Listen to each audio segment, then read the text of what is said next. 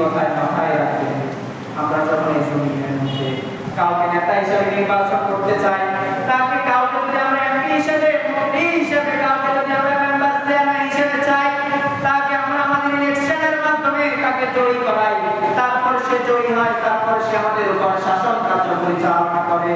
কিন্তু পয়গম্বর কিংবা আম্বিয়া কখনো পশ্চিমকালেও সিলেকশনের আম্বিয়া কখনো নির্বাচনের মাধ্যমে হয় না, বরং আম্বিয়া সর্বদাই সিলেকশনের মাধ্যমে হয়ে থাকে।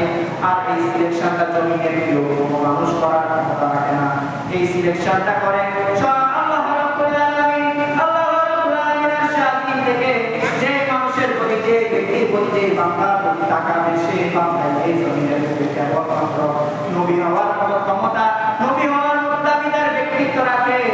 আর সেই রকম ব্যক্তিত্ব অর্জন করেছিলেন আমাদের নবী মুহাম্মদুর রাসূলুল্লাহ সাল্লাল্লাহু আলাইহি ওয়াসাল্লাম।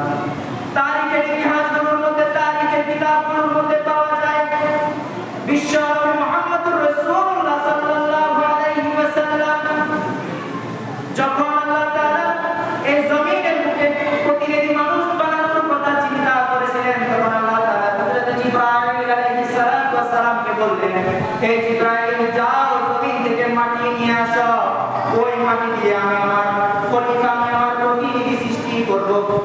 তখন হযরত জিবরাইল আলাইহিস সালাতু ওয়াস সালাম জমিন থেকে মাটি নিয়ে গেলেন। আল্লাহ তাআলা একজন মানুষ সৃষ্টি করলেন। দেখলেন তার আকৃতিটা বড়ই সুন্দর, বড়ই অদ্ভুত আকৃতি, যার আকৃতির কোনো তুলনা হয় না, অতুলনীয় আকৃতি। তখন আল্লাহ তাআলা ইরশাদ করলেন ফেরেশতাদের মধ্যে যে আমি আমার অমুক সৃষ্টিকৃত বান্দাকে সর্বশেষ পয়গম্বর প্রেরণ করব।